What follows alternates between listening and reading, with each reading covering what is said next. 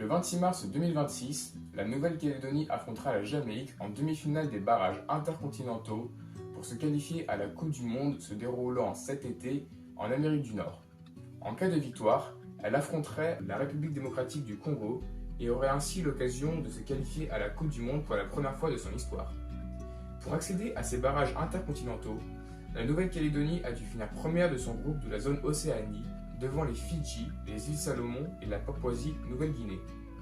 Elle s'est ainsi qualifiée au tour suivant où elle a battu Tahiti et s'est inclinée logiquement contre la Nouvelle-Zélande. Malgré tout, ce statut de finaliste de la zone Océanie leur a permis d'accéder aux barrages intercontinentaux qui vont donc se dérouler dans quelques jours. Mais une question s'impose alors. Pourquoi la Nouvelle-Calédonie ainsi que Tahiti, territoire officiellement français, pourrait-il participer à la Coupe du Monde qui oppose les meilleures nations au monde? C'est ce que nous allons voir et essayer de comprendre dans cette vidéo. Revenons d'abord brièvement sur l'histoire de ce territoire. La Nouvelle-Calédonie est un archipel français situé en Océanie dans la mer de Corail. Initialement habité par différents peuples, et notamment par les Kanaks à partir du IIe siècle avant Jésus-Christ, le territoire est colonisé par la France de Napoléon III en 1853 pour en faire une colonie pénitentiaire. Y seront notamment déportés les anciens communards après 1871, dont Louise Michel, qui donna d'ailleurs un écho aux revendications kanaks et fut une des premières voix de l'anticolonialisme en France. Le gouverneur de l'archipel, Charles Guillain, va mettre en place un système de ségrégation spatiale contre la population kanak, s'accompagnant de spoliation de leurs terres. La Seconde Guerre mondiale marque une étape importante dans la décolonisation. Le Code de l'indigénat est aboli en 1944 et la loi Lamine-Gueye de 1946 accorde les droits civiques français à tous les ressortissants des territoires d'outre-mer. Si les Kanaks ne sont officiellement plus une population de seconde zone en Nouvelle-Calédonie, dont le nom a d'ailleurs été donné par le navigateur anglais James Cook lors de ses voyages dans le Pacifique en 1674, en référence à l'ancien nom de son Écosse natale, il reste relégué et administré par la France. Les idées indépendantistes se développent donc jusqu'à leur acmé dans les années 1980. À la suite d'années d'insurrection, les accords de Matignon en 1988 marquent un projet validé par les loyalistes et indépendantistes, notamment via la figure de Jean-Marie Tjibaou, assassiné l'année suivante par un Kanak indépendantiste radical, et de futurs référendums sur l'indépendance sont prévus.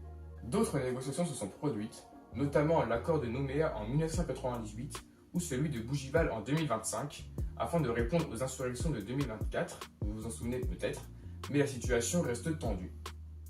Il faut rappeler ici que la Nouvelle-Calédonie figure sur la liste des territoires non autonomes de l'ONU, c'est-à-dire des territoires qui restent à décoloniser. Les Kanaks représentent environ 41% de la population néo-calédonienne, alors qu'ils en sont le peuple historique et ont été colonisés, tandis que les Caldoches, issus des populations européennes s'étant installées sur l'archipel, constituent l'essentiel de l'élite locale. Les anti-impérialistes utilisent notamment le terme de Kanaki afin de désigner ce territoire, qui est donc un terme plus juste historiquement que celui de Nouvelle-Calédonie. Et je vais utiliser ici ces deux dénominations de manière substituable, mais il ne faut pas oublier qu'ils représentent des réalités différentes. Passons maintenant sur la partie football. Une fédération calédonienne de football a été créée dès 1928 et était rattachée à la Fédération française de football. L'équipe néo-calédonienne a disputé son premier match en 1951, mais elle jouait essentiellement alors des matchs amicaux ou des compétitions régionales comme les Jeux du Pacifique, compétition se disputant tous les 4 ans dans la zone en question, que les Kagous ont tout de même remporté 8 fois en 1963, 69, 71, 87, 2007, 2011, 2015 et 2023.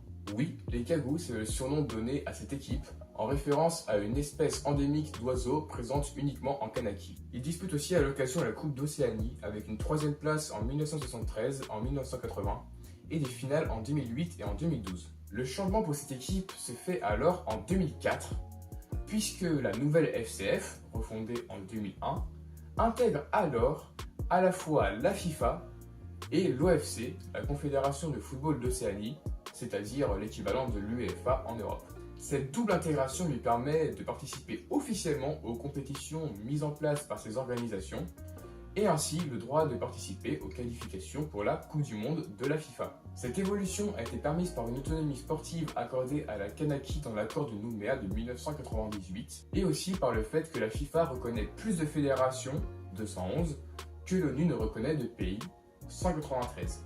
Le statut de la FCF est vraiment unique au monde.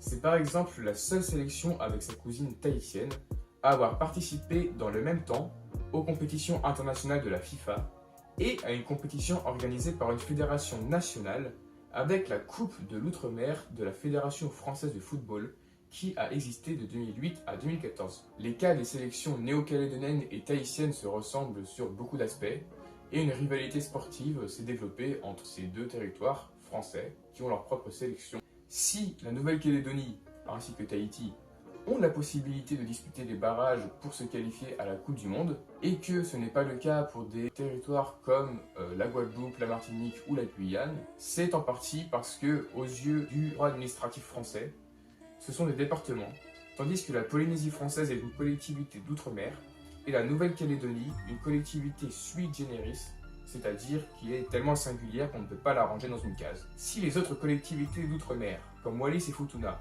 Saint-Martin, Saint-Barthélemy ou Saint-Pierre-et-Miquelon n'ont pas leur propre sélection, c'est en raison de circonstances politiques et administratives propres à chaque territoire. Dans cette vidéo, je tenais aussi à mentionner l'importance des joueurs kanaks dans l'histoire du football français. On a par exemple Jacques Zimaco, ancien ailier de Bastia et de Saint-Etienne dans les années 70-80, qui est le premier joueur kanak à avoir évolué en équipe de France pour 13 sélections et 2 buts. On a aussi Antoine Kombouaré, ancien défenseur du PSG et coach légendaire de Ligue 1 au XXIe siècle, n'ayons pas peur des mots. Et le plus connu de tous, Christian Carambeu, ancien du Grand Nantes ou du Real Madrid, champion du monde en 1998 et champion d'Europe en 2000 avec l'équipe de France. Il a d'ailleurs toujours revendiqué ses origines kanak, son arrière-grand-père ayant été notamment exhibé lors de l'abjecte exposition coloniale de 1931 à Paris. Il a toujours refusé de chanter la Marseillaise. Il a déclaré qu'il ne se sentait pas français et que, je cite, « Je ne joue avec la France que parce que c'est une vitrine pour que le monde connaisse mon peuple et ses problèmes. » Ou encore, il s'est aussi fait connaître en s'exposant publiquement aux essais nucléaires de Jacques Chirac en Polynésie française. Grande Christian Carambeu. S'agissant de l'effectif actuel de la sélection néo-calédonienne, on peut retrouver des joueurs tels que Joseph Attalé en défense, Jacob Génaud ou le capitaine César Zeoula au milieu, Georges Bopp Fenepej en attaque, et il y a quelques jours, on a appris qu'Angelo Fulgini, milieu notamment passé par Angers, Mayence et Lens, va rejoindre l'équipe pour les barrages, ce qui va être assurément un renfort de poids, sachant que le joueur a tout de même été vendu 7 millions d'euros 2 fois dans sa carrière, et il a la possibilité de devenir la star de cette équipe des Cagoux. Voilà pour cette vidéo et ce sujet qui me paraissait tant intéressant qu'important à traiter. J'espère qu'elle vous aura permis de mieux comprendre le pourquoi du comment. Les Cagoux disputeront leur demi-finale de barrage dans la nuit de vendredi à samedi à 4h du matin et une éventuelle finale contre la RDC le 31 mars à 23h. Même si le défi s'annonce immense pour cette sélection, espérons qu'elle réussisse son pari et qu'une deuxième sélection française soit qualifiée à la Coupe du Monde, ce qui serait tout simplement historique.